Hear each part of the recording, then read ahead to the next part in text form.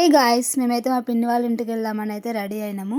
So మొన్న రాఖీ పండగకి వచ్చిన చాక్లెట్ బాక్స్ అన్బాక్సింగ్ చేసినాము. సో అందులో 2 ప్యాకెట్స్ ఉండే అవి తీసుకున్నాము. అండ్ బిస్కెట్ ప్యాకెట్స్ కూడా తీసుకెళ్దాం అనుకున్నాము. సో అవి 2 తీసుకున్నాము.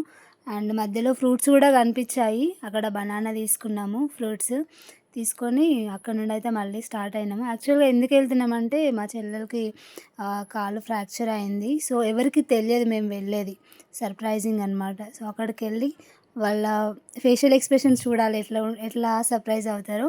అండ్ ఇక్కడ నుంచి వ్యూ బాగుందని క్యాప్చర్ అయితే చేశాను, అది భువనగిరి. అండ్ ఫైనల్గా గుట్టకైతే వచ్చాము. తినే మా చిన్న చెల్లె చూడండి, చెప్పకుండా వచ్చాం కదా, తన ఫేషియల్ ఎక్స్ప్రెషన్స్ ఎట్లా ఉన్నాయో ఫుల్ సర్ప్రైజ్ అయింది.